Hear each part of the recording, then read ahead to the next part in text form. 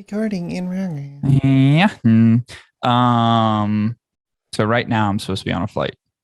Yeah, and you're And not. I'm not on a flight right now. Yeah, got canceled. The weather in Baltimore, the rain that kind of hit us. Yeah. Well, it swirled up through parts of the East Coast a little bit stronger than it came through here. So Baltimore's getting molested right now. So they canceled my flight this morning. And then we're trying to reroute my flight to take off at the same time, but to basically hold and have a layover in Chicago. And I was like, nah, I'm a seasoned traveler. I know what happens when you get to Chicago at 9:00 at night and you're supposed to wait for the next flight to take off. I was like, that means I'm going to spend the night in Chicago. So now I have a very early AM flight tomorrow morning at 6:00 to get to Bro, we should have Baltimore. hung out, bro, and got drunk, man. I was thinking about it. I was like, man, I could just park at your apartment and just make you take me to the airport. If you wanted to, it's right up the street from me. No, I know it is, but then I have to park my car at your apartment and So? that makes me nervous. Why? I don't live in Shitville. No, but you said you have like a crazy Asian person that lives there. There's a snake that fell Yeah, down from she a got balcony. booted. Don't worry about her. Oh, she's out. The community voted her off. She's gone. The community's like, no more. It was obnoxious how much screaming that woman did to another person on the other side of the phone in Chinese. I don't understand. Yeah. Yeah, no, but it's super. Dude, I would have to it's too early. My flight takes off at 6, which means I have to be at the airport by like 4:30. Yeah, just spend the night on the couch. Yeah, I'm not going to sleep at your apartment. Why? I don't know. I'm not that far away. We're bros. Yeah, I know. No, I'm just gonna. I got a bunch of whole milk from Costco. I got a bunch of sharp cheddar cheese. I can make you some queso for dinner, with like good ground beef in it. I've got a balcony. It only seats 2 people, but we could fit 3. Kale's a little person, so we could fit 3 up there. We can enjoy a cigar. It's a little humid, but it's nice on the balcony. But make sure we bring some bug repellent because there's a lot of mosquitoes. It's beautiful out today. It's great out today. It's like 75 degrees right now. Yeah. No, I'm good. But, and here's the thing, my flight doesn't get back until Friday night I landed at like 11. Oy. Yeah. So, and I may actually head to the casino downtown like right after I land. Oh. Yeah, it's going to be a long fucking day. The next 2 days are going to be 2 very long days, which is fine. It'll be fine. Everything's fine.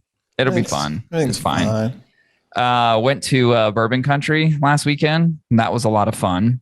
Went to like 10 different distilleries. Now, the funny thing about it is when you go to a distillery in person, I think I already knew the expectation, but a lot of people would think, okay, well, if I go and visit the distillery, it means I have a chance of getting some a little bit more hard to find rare stuff. That's not the case. Like when you go to a distillery, you essentially get pretty much everything you can get anywhere. So all the special releases go to stores, all the hard to find stuff and bottles go to all the stores. So it was cool to visit, and it was cool to be there and to see the distilleries and kind of understand the process a little bit more. But in terms of hunting and getting stuff that you otherwise couldn't get anywhere else, it's not that great. But I did have a lot of fun. I mean, honestly, I think the most enjoyable thing I did was we went to this little small, it was like a little wine liquor bar. And it was just during the day. And it was right down the street from Rabbit Hole, which I love Rabbit Hole bourbon. Unpopular by most people, but I really like it. And so we went to this little place, and the guy was cool as shit and had a bunch of rare stuff. And so I tried a $40 shot of something and just kind of went all out and had a lot of fun, enjoyed it. And it was pretty cool, man. You tried a 40, as in you still paid the $40 to try something, or you got to try a $40 worth bourbon? No, it was $40 for a 1.5 ounce pour. Venkman, do you hear that shit? Yeah. He paid $40. Yep. Well, I didn't. Lauren did. It's my birthday. Well, Venkman. I kept saying too, I was like, that seems a little steep. Well, and they had one there that I really wanted to try, which was the Old Forester birthday bourbon. It was on the guy's list, and he goes, I just sold out of the last, literally my last bottle is gone. So I tried a Wild Turkey Decade instead. And it's like $40. And that's pretty expensive. Like you can get some of that stuff around here for probably 25, 30. It's still expensive, but it's like when in Rome, man, I was having fun. We already visited a bunch of places. We walked everywhere downtown, which by the way, downtown Louisville, not so great. No, not great. It's not. But if you're down in downtown Louisville, you can visit the Mount Olive factory. They actually have just got into the business of creating their own bourbon whiskey called the Roasted Red Pepper Whiskey. And is that for real? If you visit Mount Olive in Louisville, you can try your hands at some of Mount Olive's roasted red pepper whiskey. Now, they're known for peppers, pickles, stuff of that nature, but they're branching out. This one good. In particular, this roasted red pepper whiskey is brined and roasted. Yeah. And so get your hands on it. Visit your local Mount Olive today to pick yourself up some Mount Olive whiskey. Not a sponsor. All right. It's now as good a time as ever to get into some cigar news. Let's do it. Let's do it.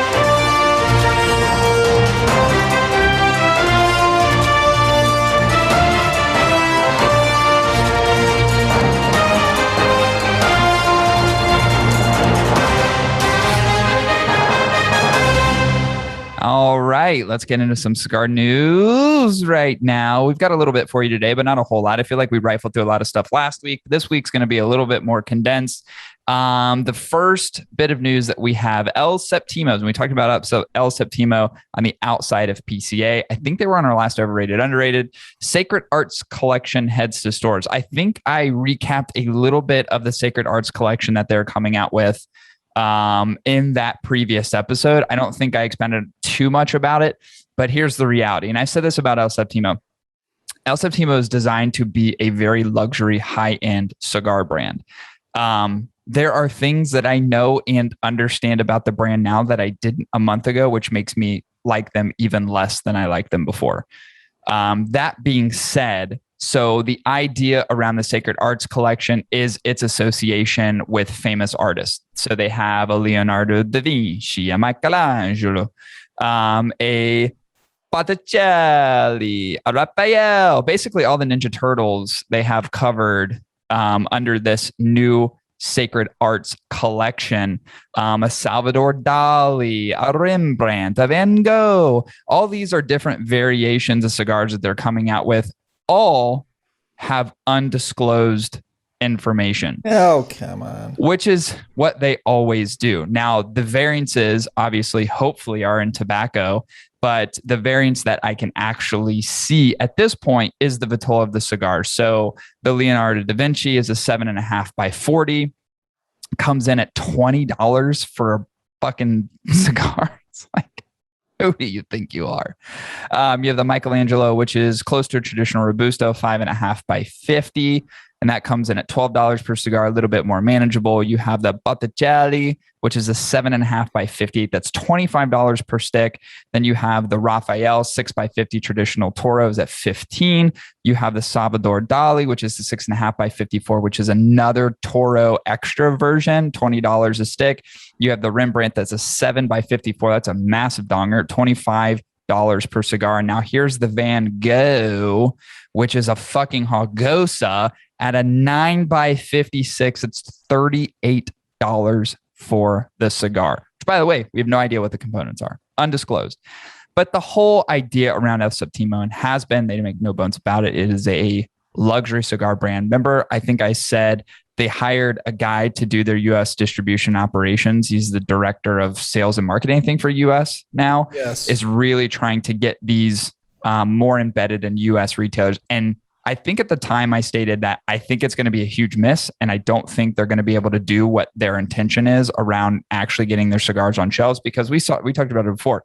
You have to displace other things that you know sell and that you love. I think most of their cigars are very unpleasant to smoke. And I would say in addition to that, because they aren't a well-known brand and because they actually, if you read into them a little bit more, have kind of a tarnished reputation, at least I believe personally, amongst cigar smokers. Other folks may not if you don't know the brand at all, you probably wouldn't have a feeling one way or the other. I really think they're going to struggle to move the cigars they want to move in the United States. I think if you're talking about luxury brands, they're so well occupied by the Padrones and the Davidoffs and some of the higher end Fuente stuff, the Ashtons.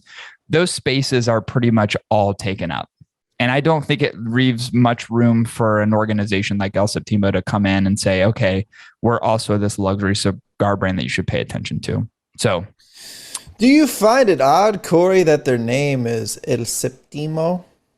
Because it's September 1st. Translated into English, it means sepsis.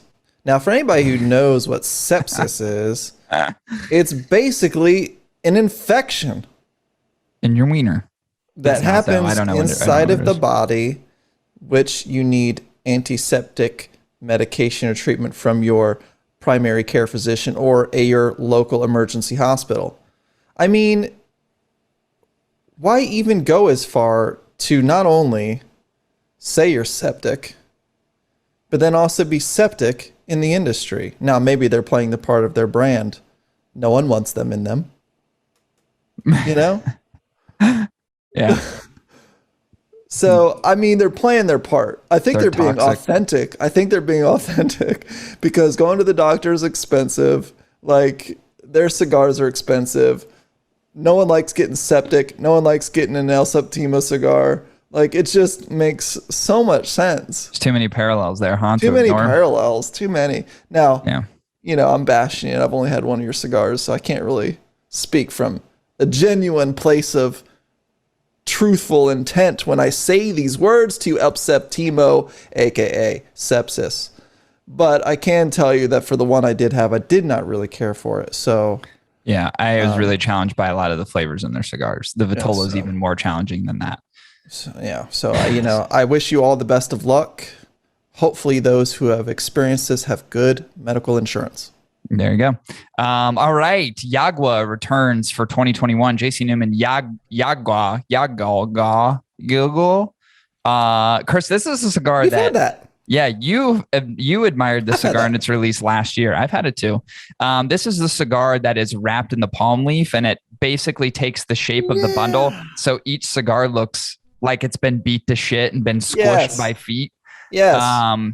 Yeah, so it returns for this year. So it was essentially, and I didn't realize this, a limited release last year. It's coming back to us in the 6x54 Toro size. This is, if you think about it, was actually like a pretty popular release by JC Newman. JC Newman has some pretty good cigars, ones that are long-standing. Julius Caesar, you've got the Maximus cigar, you've got the Brick House cigars on the more value end of it. They've made some really good cigars. And they came out the Yagua, which is wrapped in this palm leaf. It's all kind of bundled and squished together. So the cigar essentially takes shape of the bundle all wrapped tightly. So each cigar is not perfectly cylindrical. They look very primitive. But it was a very popular release last year. So they're coming back this year. And these will be releasing very soon. And will be hitting shelves hopefully in the next month or so. So I think it's 1,000 boxes are going to be heading to stores very soon. So wrapped in that palm leaf, again, takes the shape of that, a unique shape, but I think even more so, should probably pay attention to the actual blend of the cigar because they weren't bad. They really weren't bad. They were decent. I thought it was a pretty decent cigar. So cool to see that back for a release here in 2021. Next up, HVC Series A has their own release to the famous smoke shop. And by the way, I don't really care about this piece of news. What I really wanted to talk about on this was more relative to some of these shop releases that more brands seem to be doing here in the recent year or 2 years. It's something that Crown Heads has done for a while, shop releases. And you have specifically, if you're talking about big online e-tailers, you have the 50th anniversary edition cigars that came out for JR Cigars. Now you have Famous Smoke Shop that's got the HVC Series A. You're starting to see this stuff more and more, and you just wonder, how relevant is this? Like, do these cigars really sell to the degree that I think either Famous hopes they sell and or HVC does? Now, the HVC Series A is a very, very good cigar, so it probably has no trouble selling, but you just kind of wonder, like, is this part of an ongoing strategy? Do you think there's going to be more garnered popularity around these things? Because to come out with a brand new release is difficult. It's challenging, especially when you have production issues and challenges. You have crop issues and challenges right now. Can you take the same blend, maybe reshape it in different vitola, call it special edition, and send it to a store for a store exclusive? Starting to see that more and more. But is there viability in those things long term? I don't know. They seem to be somewhat popular. I don't really chase those cigars all that much, just because to me, there's no real variance in these cigars minus a special vitola. And typically they come at a little bit of an elevated price point, but they do seem to be garnering some popularity. What do you think? I think it's a very bold play. But I also think it's a lazy play. Because I can imagine if you had a cigar, right? You had a cigar, like let's say you were a reputable brand, but you had a cigar that you trusted. Well, hopefully you trust all your cigars, but let's say you come up with a cigar. It could be a very daunting task trying to take this nice, amazing cigar that you have and travel and talk and shake hands and rub elbows with a bunch of retailers across the nation to get some of your boxes on their shelves. And that still doesn't guarantee that you'll sell them, but you put in all this work. I'm thinking of the 80-20 rule here. Like I'm putting in all this work. I just hopefully break even. Well, you would to a certain degree, but ultimately you want reorders, right? That's really the point when you get into a retail location. But when you've got someone like Famous that represents such a large volume of sales online and in stores, it seems like it's like the jackpot lottery potential by getting your cigars in there. Like the biggest potential yield for the least amount of effort. You know what I'm saying? And so I'm not sure what type of deals you have to strike up to have a store exclusive. Probably a % of sales on top of you selling them already. I don't know how that works. It's like double dipping.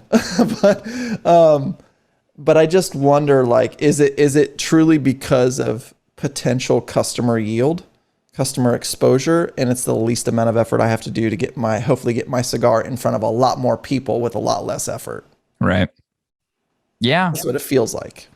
Yeah, it feels like that. And there's part of me too that just wonders, like, if you're the manufacturer and maybe you're struggling again, back to production and back to yield of crop and all that stuff. It does seem somewhat lazy, but also could help keep a company moving. So I try not to judge without knowing. But I do anticipate, I feel like as time goes on, you're going to see a lot more of this, even at a smaller level, right? You could have this store exclusive being Famous, and Famous is huge. Famous is famous. It's a massive organization in terms of cigars, but I feel like you would also get this kind of, you get these kind of opportunities also with some even smaller B&Ms, right? And that exists today. There's ones that a lot of manufacturers do for shop exclusives. It just seems like it's becoming more popular, and I wonder if the trend will continue.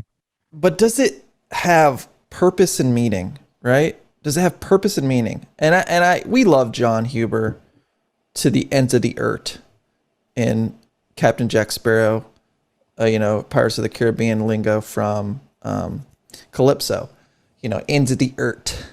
But here's the thing, like, yeah, you got it now. But John, at least from what he puts out there, has purpose and meaning to these state exclusives, or well, they really are that. They are state exclusives. There's right? some shop exclusives he does too. But they usually serve a purpose. It's paying some homage to something that's relative to that region or state that he loves or admires, that the company loves and admires. There's usually some sort of attachment to that. Even like the Buckeye Land, when that came out, remember? Like that's something that was associated with his wife that we were graciously a part of when it came out. But I feel like a majority of these types of regional exclusives or shop exclusives really don't serve any purpose. Yeah, it kind of feels like this one doesn't. Other than to say that, again, going back to what I was stating before, is that right? This is going to be a different Vitola blended specifically for Famous. And that's kind of it. There's no story around it. It's like, how did the conversation begin? Was it someone at HVC? Was it someone at Famous said, hey, we want to do these things? Maybe it was kind of just a handshake agreement. Maybe it was between two friends like, hey, why not do this thing? And that may have been the driving factor towards that. Either way, this one does seem kind of purposeless, except for the fact that like, hey, both parties can make some money off this thing that they're calling a store exclusive. Sure. Hey, you got people. I got cigars. Well, we intermingle them. Yeah, for sure. So this one is a 6.5 by 50, and this is what is going to be the exclusive for the shop, and comes in at a 950 price point. It's 300 boxes, 10 cigars in each box, so you got 3,000 cigars total that they're going to have to sell through, which they probably won't have a problem doing that. The HVC Serie A is a good cigar. Good price. So we'll see what happens as a result. Now, Chris, the next and last bit of news, I feel like is going to be a little bit of a burner, a tough pill to swallow. Oh no! What happened? Gurkha ships the new Revenant line. Now, Chris, do you care to guess who Gurkha contracted to do this cigar? I'm looking it up now because it's... Don't look it up. Just guess. Who they contracted? Yeah, who's doing this cigar for them? Gurkha doesn't blend their own cigars. Revenant. Oh, I'm thinking Resurrection. Well, don't think about the name. I was about to say the people that are producing and directing the new Matrix movie. Something stupid like that. No. No, our friends at El Artista are blending the new Revenant cigar. Oh, come on, Ram. I know it's hard, but here's the thing. It's good business. It's good business. It's great business, but it's great business. That's such a bad move, Ram. It's so disappointing. Yeah. So Tabacular El Artista is doing the new Revenant cigar for Gurkha. It's coming in 2 different flavors, the Corojo and the Maduro. And so as kind of reading through this earlier, and there was a suggestion by using Cameroon wrapper on this, and then representative from Gurkha, Jim Colucci, who's the CEO, I think new CEO Gurkha, was hesitant just based upon the fragility of Cameroon tobacco. So they ended up using as a binder in both blends, but you do have 2 different blends, 2 different variations. So you've got El Artista, who is... God, I don't even. This is tough to talk about. It's such a good business play. If I was El Artista, great business move. Yeah. I will never discredit the fact that is a great business move, but I would have left my name off of it. Yeah. You know what? Egon, Venkman, Ray, blast them. I feel like Ram is possessed, and we need to suck that slime demon right out of his fucking body, because that's some weird ass shit. Get the trap ready. It's a really weird thing for you to say. Suck the slime out of his body. I didn't really put it together that way until after you said something, but yeah, ectoplasm, I get it. Semen, got it. But I don't know, man. I feel like, listen, Ram, it's been a minute since we've been down there to talk some sanity into you. Maybe you need to invite us down. Maybe all expenses paid, free or something like that. But how about you and I buy every single box of these cigars and just bonfire? Yeah, bonfire. So all joking aside, again, I mentioned both use the Cameroon as the binder. The Revenant Corojo uses a Honduran Corojo wrapper. Then you have the Dominican Corojo 98, Nicaraguan, and a broadleaf that is undisclosed as the filler. You have the Maduro, which uses San Andreas wrapper, and the filler is actually comprised of that hybrid tobacco, that T13 tobacco that Ram has used before, along with Nicaraguan and that undisclosed broadleaf. So the one thing I can always say about the cigars that are produced at El Artista, they're unique. For sure. And flavor, they're very unique. And typically when it comes to construction, near perfection. So when you smoke an El Artista cigar, and even if you're talking about, okay, so you have the components of Dominican. They grow their own tobacco. It is very unique. It doesn't taste like anything else that you can get. So I'm wondering, despite this being a Gurkha cigar under the Gurkha brand, how well they're going to smoke. And because it's going to be hard to say, because it is El Artista, I will smoke them despite it being made for Gurkha. Because I am curious about the blends overall and just to see, okay, what kind of complexity they have. Because here's the reality. You've got the 5x50 Robusto and one of them, which is coming in at $7.50 price point, and the other one's made in a 6x54 Toro, which comes in at $8.50. So really competitively priced given the Vitola and the fact that we know good tobacco comes from El Artista. So I'm curious to see if the fact that they are from El Artista is going to, like, what's that going to do? You know what I mean? What's the perception going to be? Does anyone really even care? Are the Gurkha fans out there going to understand where this is coming from? Do they care where it's coming from? I don't know. It'd be interesting to see long-term kind of what shakes out of this particular opportunity between both organizations. Man. I know it's tough, right? It's like we've witnessed a Twilight Zone, bro. Hey, someone had to do it. I've contracted with everybody else, so. Like, I'm beginning to question this reality, you know? It's very strange. Like it's you know what? And the thing is that, and we've talked about this before, and even when we visited their factory, the reality is they're a contract brand. They have their own stuff. Hundreds of brands. They have their own stuff, but they don't sell a ton of their own stuff. They sell so much of other brands. Yes. They make cigars for brands across the world that you've never even heard of, and a lot of them that you have. Yeah. And that's what they do. So it didn't surprise me that either in this case, Gurkha came knocking, or El Artista had maybe even a casual conversation and say, yeah, we could definitely do something together and create some popularity around it. So we'll see. I don't know. We'll see. I'll definitely smoke it because, I mean, I know they produce good smokes. So yeah. So I can imagine I'll still like it to a certain degree. Maybe it'll elevate the Gurkha brand just a little bit. It could. I mean, it'll be a Dominican blend with a Connecticut filler. Which is, it's a crazy, kind of a crazy combination of tobaccos used. So we'll see how it plays out. That's it for the news today. That's all we got. That's it. And that's all. That's all we got for the news. We are going to do another review today, one of which I've been really excited about doing for a very long time. And that is, of course, the Patina. That's why we have our backgrounds in Statue of Liberty. The Patina Cigars Maduro Rustic. This is a cigar that came out to us springtime last year. I think it was like April 2020.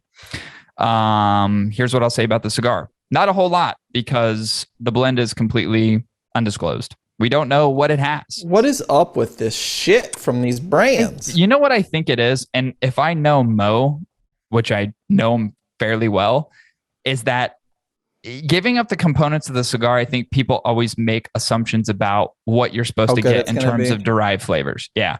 So I think when people undisclose, it's just like, let the cigar be the cigar, let the tobacco be the tobacco, and let all your senses be expressed without any sort of predetermined ideas of what the cigar should be. How spiritual of you. That is so on point, bro. Do you think that's right? I feel like that's right. Or would it be hilarious if he just didn't know? It's like, make me a cigar, don't care what's in it. When we expect things, we will almost always be disappointed. Because because it's difficult to manifest what we want in life when we have certain expectations. But what we have found in the spiritual community is that when you don't have any expectations, you will neither be disappointed, but if it is amazing, you'll be so delighted. So imagine you having these expectations, these judgment calls, these things about things that you desire or crave or expect out of something. When you have that, you're just setting yourself up for a fucking rude awakening and experience, man. Yeah, that's true. It's a good point. And so maybe that's the reason. Or maybe all expectations. Maybe there's a whole nother reason to it we don't know. I'll talk to Mo about it. I know what it is. He doesn't know what's in it. That's what I said. You said, make me a fucking cigar. I don't care what's in it. This comes to in its Robusto 5x50. That's what we smoked. It's just under $11 price point, which seems a little bit elevated. If I can remember back to just under $11. If I reflect back to the Habano and the Connecticut, I believe they're around a $9 price point. So this is a little elevated beyond that. What's the deal? But these are done at different factories too. And he moved production. So one time it was at Mombacho and it's not there anymore. So I know what it is. It could be that. It could be the components used of the cigar, which of course we don't know what they are. So I know what it is. Color has everything to do with it. He went from a Habano to a Maduro, and that alone increased it by $1. Maybe. Has to be. Maybe you're right. Maybe you're not right. Either way, let's get into the breakdown of the cigar, shall we? Let's go over construction first. Chris, what do you think about this cigar? Listen, I don't know if many of you have had the Patina lines or line. Now lines. Is it 2 now? It's 2. There's 3. 3. Oh yeah, there's a Connecticut. Anyways, correct. So the Habano was one of Cory and mine. What's the word you would use there? Cory. Ours. Well, I was trying to, make the distinction between both parties on this show. But the Habano Patina was definitively one of our most cherished, underrated cigars that we have smoked in recent years. Yes. Mo is an amazing individual. His blend that he had, even when it came out of Mombacho, was an amazing cigar. And we wanted it so badly to get into so many people's hands, and then fucking COVID hit and all that shit fucked up everything. Yeah. Anyways, I was tickled to death to see the Maduro. It is a good fucking looking cigar. Yeah. And equally as much in the same vein as the Habano was, because there's always that slight feeling you get where it's like, I know he has the Habano and the Connecticut, right, which were done in different places, and now you have something that is done elsewhere, right? And we expect flavors to be different, sure, but construction wise is really, at least in this category, is something that you want to pay attention to. It's like, is it as well constructed as what we've experienced in the past? I will say this: it's a very good looking Maduro, black thin veins running through a chocolatey looking wrapper, very firm with a slight fuzziness to the feel and a nice medium oily sheen. And I think it is very on point with being a well-constructed cigar. And I have nothing bad to say. Great cap structure. Good to see that Patina brand and that label, which is sticks out from a lot of other ones we've seen with other brands across the industry. It's a good looking cigar. Yeah. Agreed. Great looking cigar. I thought and maybe it's because I was in the sunlight, but it seemed to be a little bit lighter. It actually seemed to look a little bit more, minus a little bit of the reddish hue that I think exists in the Habano. It was very much a similar color, more of a lighter Maduro than a traditional Maduro in terms of color, in my opinion.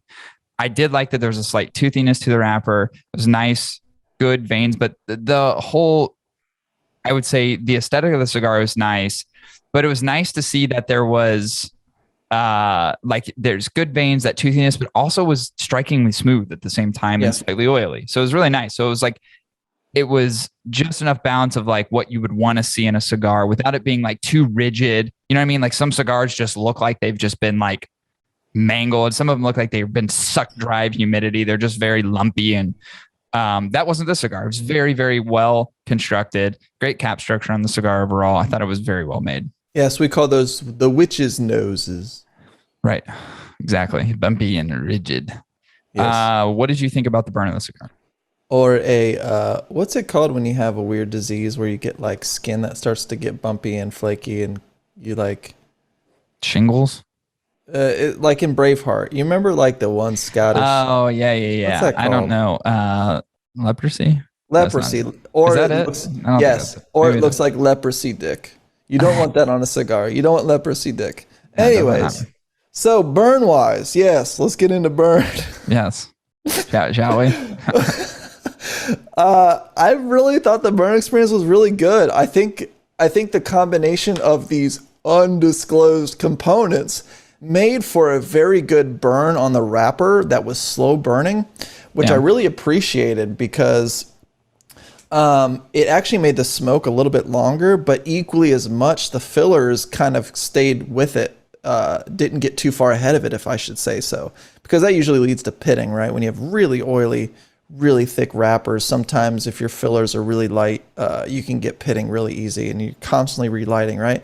But with this cigar, it was a 2-3 puffer, really good smoke production, light gray ash. It wasn't the most perfect burn line, not to say it has to be. I don't think it really has to be at all, but Yeah. we usually try to make mention of when we have a very nice burning cigar, consistency wise as it comes down the cigar, because those get out of balance, and you can lead to relights, which torch the tobacco more, and it could make the flavors. It could alter the flavors. So typically, when you light it once, you really don't want to have to light it again to really get the most out of the flavor profile of the cigar. And I say if you do, try to use a soft flame. Makes the world of difference. Use a very soft flame. Yes. But that said, I thought the burn experience was great. I had no issues with the draw. It was the right amount of resistance from the draw. Good smoke production, burned relatively okay, and no outages whatsoever. I thought for the entire experience, it was a great burn. Good draw, good smoke production. Not great, good, slightly above adequate, slightly above just what we would say is par for the course. I did have a slight uneven burn pretty much throughout the whole cigar, but nothing that really caused major corrections. I did have to kind of torch it like 2 different times.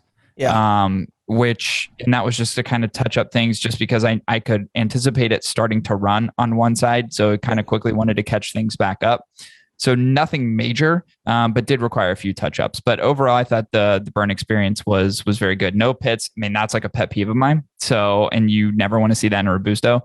And I was glad that didn't occur. So no outages, no pits in the cigar, just a little bit of a wavy burn line. Yeah, that's what I had, and thankfully it didn't disrupt anything, because that happens. It happens. It does happen. Chris, what did you think about the flavor of this cigar overall? And think about if you can reflect on the Habano a little bit, and even the Connecticut.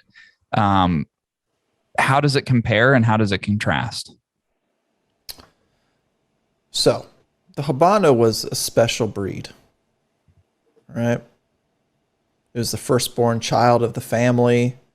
Everyone loved it. It was perfect. The Connecticut, I've never been a fan of Connecticut. Neither is Cory. We'll tell you this 100 billion times.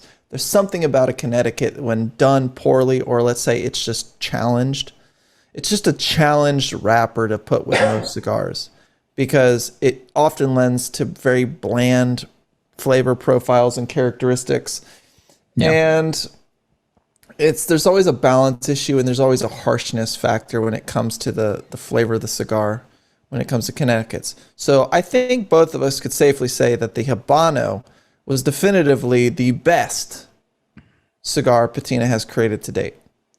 I gotta say though, I think the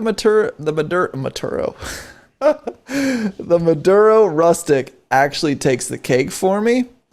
There was something very bold about the flavor profile that I don't actually remember having with the Habano Patina. There was a certain amount of savory, bitter, earthy, and even leathery types of flavors that I don't ever remember having in the Habano. And it was super bold in flavors. I mean, it was a very full flavored cigar, which I also don't really quite remember I experienced with the Habano. But what was great about it, it was super well balanced too. Like the spice was really minimal, but these really earthy and meaty tones to it. I don't remember that with the Habano, and maybe I'm just forgetting it. But I feel like this cigar is actually very different in a lot of ways than the other ones, but in the best way possible. And probably more in the realm of what I like when it comes to the flavors of cigars that I'm into right now. I thought this was a very, very nice improvement to the blend with Patina, honestly. That's an interesting take. I was just glad to see that the profiles have kind of rounded out, right? You have the Connecticut, you have the Habano, now you have the Maduro, right? Yeah. So it's nice to see that the selection overall is rounded out a bit. It's no secret. I love Patina as a brand because of the Habano and because of Mo in particular. Yeah. I think my reality around the cigar is quite different from yours. And now here's the thing. There's the aspects that we're going to agree on, and there's a particular aspect we disagree on. What I agree on is the types of flavors that are extracted from this cigar. To me, it is very savory. To me, it does have some more of those bitter notes. Like for me, it was woody, it was leathery, it was more earth toned than it was anything, right? Yes. Not a huge reality around what I've become accustomed to smoking a lot recently, knowingly and unknowingly, being like more cocoa, espresso flavors, even some things that are laced with that baking spice type flavors, or even sweetness that you get, that chocolatey sweetness, cocoa sweetness you get from stuff. That was void from this cigar completely. Yes, very much so. There is none of that. It does, to me, it did not exist, which is not a bad thing. It's not a bad thing. It's just drastically different. Now, what I can say about this cigar is there isn't a lot of dynamic flavor changes in the cigar. Kind of what you get is from beginning to end. Yes. There's a few subtle changes where I've noticed the cigar getting a little bit more smooth. It was almost like a little bit of an injection of creaminess to it. It leveled out a bit. But typically those intervals are short-lived, and it really goes back to the core profile of flavors throughout most of the cigar. Again, not a bad thing. It's just different. So to me, I like the aspect of the cigar that one of the things I very much enjoyed about it was the profile was really like nothing I've had, especially recently, right? Where there isn't a balance of those flavors, where it does introduce a little bit more of that bitterness, which I have this weird mind, and it's like there's a whole science, and I think we talked about it before, around people who like black coffee versus coffee with sweetener and cream, right? There's an association there's a mental aspect to it, and why you enjoy those things over something that's like more sweet and delicious. I enjoy bitter flavors.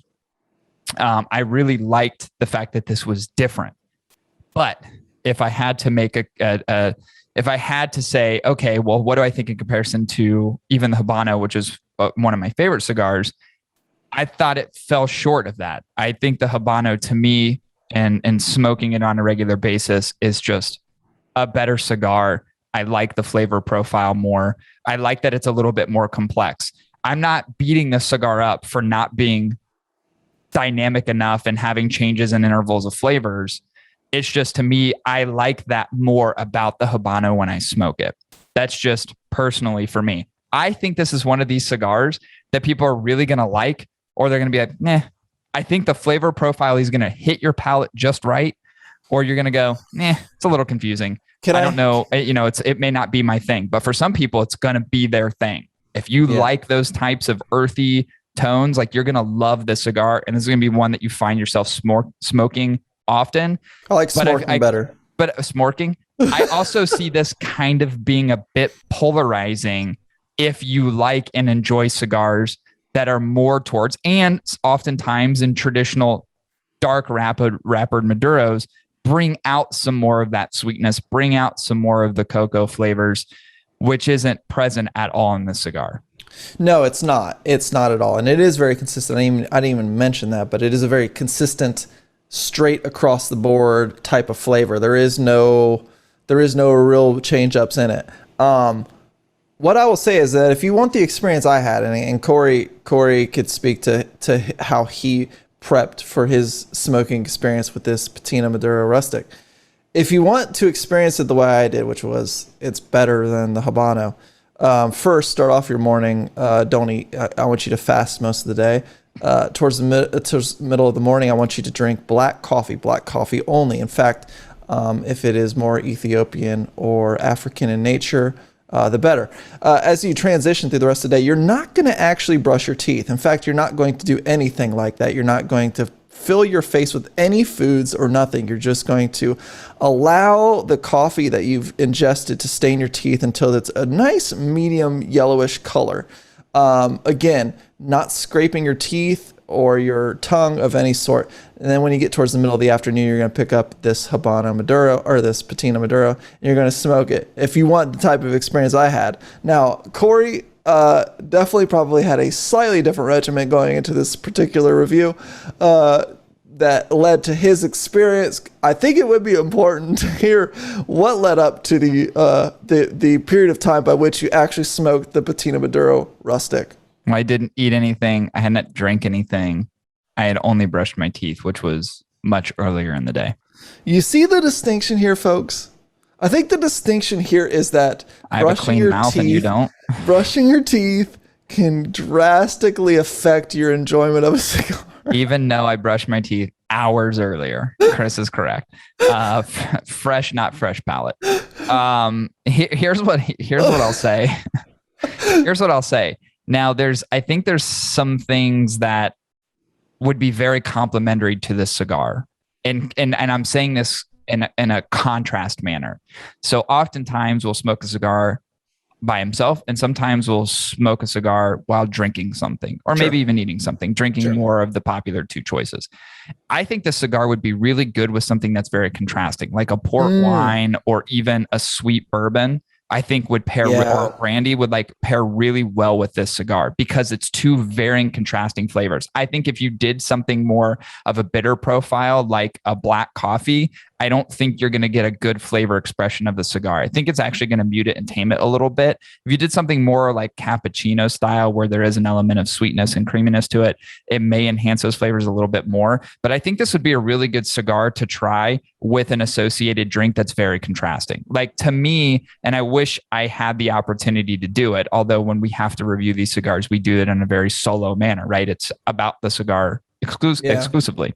But I think this would be really good with a nice sweet bourbon or even a rum, because I think the flavors are so contrasting. It would pull out so much vibrance from the flavors of the tobacco that I think it would drastically change the difference. So for those folks that may not like an overwhelming amount of the earthiness that comes with a cigar like this, in contrast to something that is more palatable from a sweet perspective, having those two things together, I think, is going to give you a really wonderful experience. And it's something that I'm looking forward to trying this cigar. Again, not my favorite in terms of the Patina cigars, but I thought it was a pretty damn good cigar. I did think it was good. It's not like on Mount Rushmore by any chance, but it was very, very enjoyable. It was smokable. And I like that it stands on its own, even in the core line of Patina and out against other cigars that I've had recently, which sometimes seem to just kind of trip over one another in likeness. So yeah.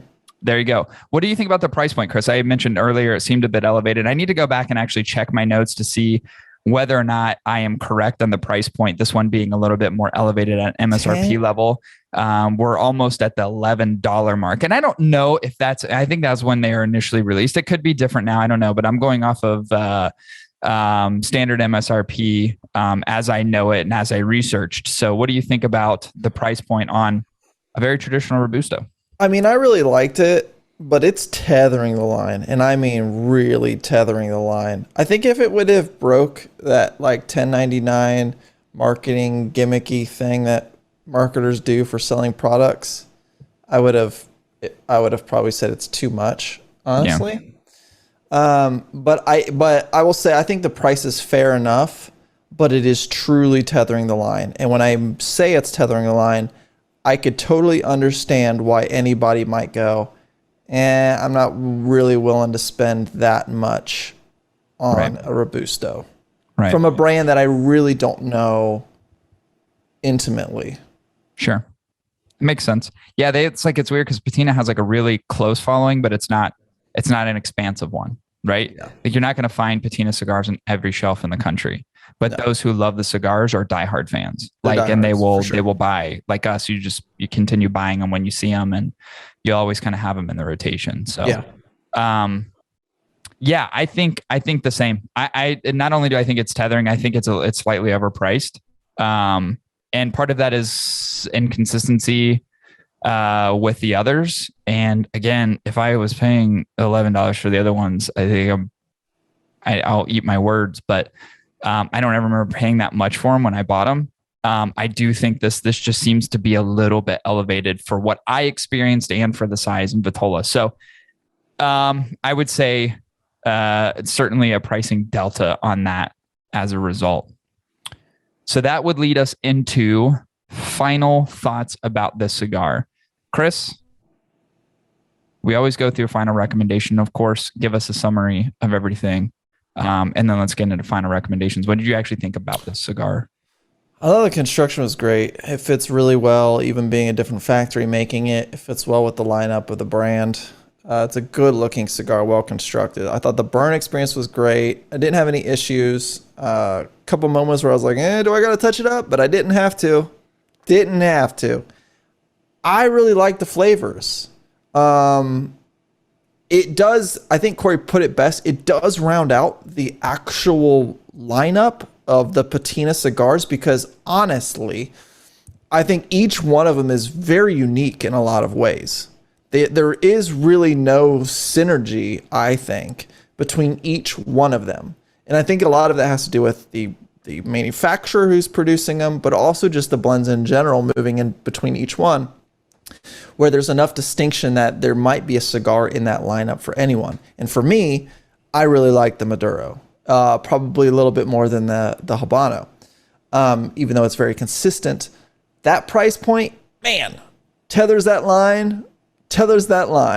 But I'm okay with it. But I can understand that if other people are like, almost $11 for Robusto for a brand that I'm not really familiar with, right? Seems like it's gonna probably turn some people away. In all fairness, it makes sense. It would make total sense. So I'm trying to remove the bias out of it for myself, but I could totally understand it. But I personally would be willing to spend that type of dollar for Robusto for a cigar that I haven't tried before. So all in all, I think it was a great cigar. I like the change in the blend compared to the others. I think it has a place in his lineup, Mo's lineup. It comes at a 92.5%, oh, wow, which is a highly recommended cigar for me. Nice. Construction I thought was pretty damn good. Minus I'm a little confused by the color and it being a traditional Maduro again. Maybe it's because my eyes are deceiving me, but seemed a little bit light. But overall, great construction on the cigar. Good draw. Good burn experience overall. Good smoke production. The wavy lines and the burn caused a little bit of an issue for me. Just a tiny touch up. Not anything crazy. I enjoyed the flavors of these cigars. I like that this cigar stands out on its own. But like I said, in comparison to the Habano, which I treasure, I think it falls a little bit short of that. But if you consider it in the rest of the marketplace, I think it has a unique enough flavor profile. And again, really wanting to see how the cigar smokes with something that also brings contrasting flavors to it. I think that's where the sweet spot's going to be for this cigar. That being said, it's one of those cigars that I think is going to be a bit polarizing. It's like, it's going to be you either really, really enjoy it or you just smoke it once, you go, yeah, it was enjoyable, and you'll pass on the next time, or maybe not pick them up again. Do you know why? It's the same reason half of the American public want to get rid of this lady, because she's French. Yeah, and we don't like Frenchies in this country. Right. I'm trying to keep a straight face on this joke, and I can't do it. I remember playing Call of Duty with French people once, and it gets pretty intense. It does. It was so funny, and I'd be like, "Stop touching my wee wee," like, and they'd be like, "Why you say yes, yes?" And I'm like, "No, wee wee," And right. Yeah, the disparity of the languages really created some issues there. The $11 price point of the cigar I find a little bit challenging, so I give it a -1%, minus a delta on the price point alone, and that gave me a score of a solid and right on the dot 89. which brings the average of the cigar to about a 91, which would be considered a highly recommended cigar. And I think that's fair. I kind of thought, Chris, that you would give this a higher score because it really is more palate pleasing for you than it would be traditionally for me. I knew when I smoked the cigar, I'm like, Chris is probably really, really enjoying this cigar right now. And I enjoyed it to a high degree. It just not, you know what I mean? Like there's certain expressions, certain things I want in a cigar where this one didn't just have everything that I always enjoy. Personal perspective doesn't mean it was not a good cigar. It's pretty damn good. So a rounded out score of about a 91. It's a pretty damn good cigar. Comes to us and comes to the rest of you at a very highly, highly recommended cigar. So there you go. There you have it. Mo with the Maduro. Maduro Mo. That's his new name. I'm going to call him that. Habano Mo actually sounds pretty good too. Habano Mo sounds great. Habano Mo. Habano Mo. We can call him Connie Mo. Oh, Habano Mo. Maduro Mo. Maduro Mo. Oh, man, that is so cool. That does have such a great ring to it. I'm not sure why this hasn't already happened, but that's what I'm going to call him. Sounds very Native American. It does. Habano. Like Geronimo, you know what I'm saying? Yeah, it does. Habano. He looks a little Native American. Hey, we all different in this world, bro. I don't know what he is. Frenchie. I don't know if he's Polynesian. I know. Is Mo Polynesian? His last name's Molly. Oh, you know, that's a good question. Huh. I don't think I've ever asked him. I don't want to judge, but it's not judging. It's just curiosity. I don't want to read a book by its cover, but if I had to guess, maybe. Oh, speaking of books, I got Audible. You did get it finally. Yeah, and I'm listening to a cigar book. What? What? It's like 6 hours long. A cigar book. A book about cigars. Yeah, that's cool. Like the history. Now here's the thing. I didn't consider that. That'd be good. Now here's the thing. I'll send it to you so you can see the title and the whole thing. Here's the thing about the book. There's been iterations of it because obviously certain things have happened over a period of time. It's like, you know, creating more editions of a college book. You have to do it simply because things evolve. So there's editions of this book. I really like the rich history of it. And then there becomes more of a subjective piece from the author, who is obviously an avid cigar smoker. Then there's the subjective pieces of it, which is more opinion based, which I don't mind that at all. I think one of the things that was, at least up until this point, seemed to be very dismissed, and the guy is English, from England. So his exposure to cigars is very based upon like some of the really big brands, right? He's been smoking them for a very long time. Cubans, the Fuentes, the Padrones, the Davidoffs, like intermixing rotations, Monte Cristos, and so on, right? Like the big popular brands. We should write a book. We should write a tobacco book.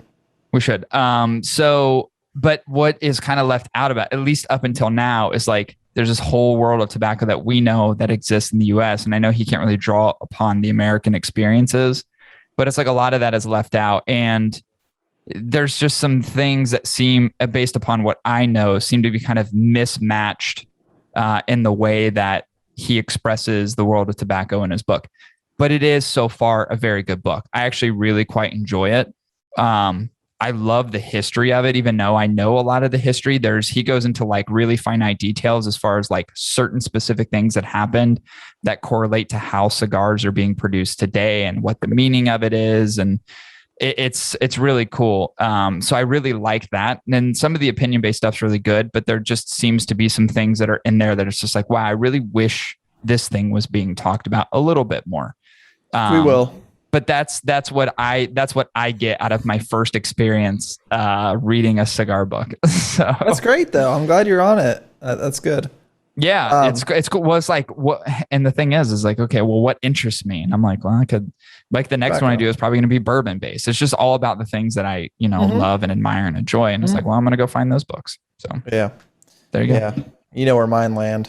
I've already told you. But here's an idea. We call it One Admission, a hot ticket story. And it's about the tobacco industry starting in the 2010s and all of the complications and history and issues that have come up in the cigar industry over that period of time, but also this resurgence of where the tobacco industry we think is going, and like all of the amazing like innovations that have taken place to try to stay ahead of the stifling FDA regulations. Why are you telling everybody the idea? I don't know. It just came to me. Here's the thing. I don't know how to write. So I do. I can be quite well versed. Written. Is it written? Yeah. Can I use big words?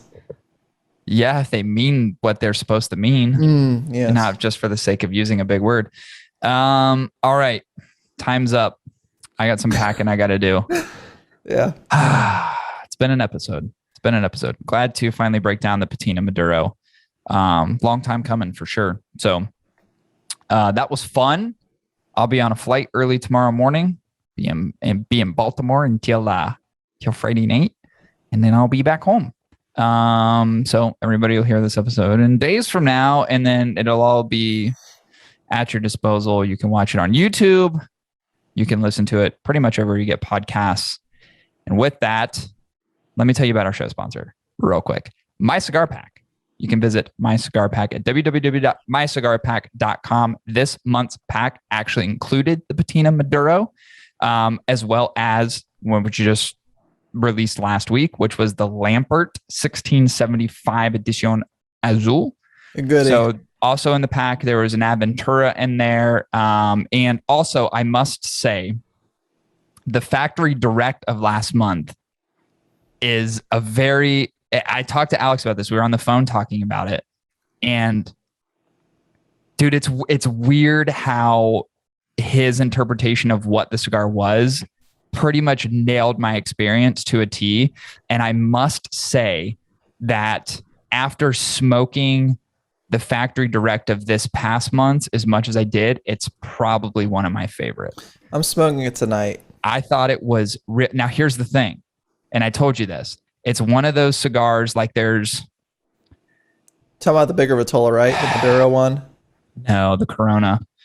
I think that one. I think it's just going to be one of those cigars that I think from a flavor perspective, it's wild. And if you love it, you're really going to love it. I like the second half of it. Me too.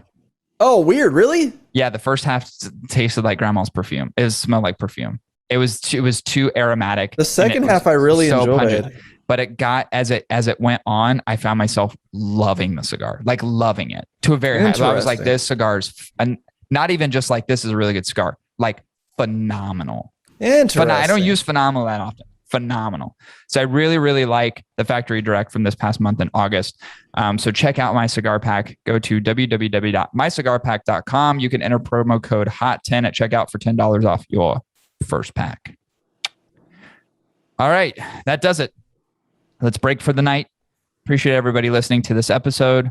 We love you all. This will conclude episode 110. We'll be back at you next 110? week. 110. Sorry, 210. This will conclude episode 210. 110. Jesus to Christ. 1986, where the Ghostbusters are still around. We were toddlers back at 110. My face didn't look like it was melting at episode 110. All right. This will conclude episode 210. We'll be back to you next week with episode 211. See everyone. See ya.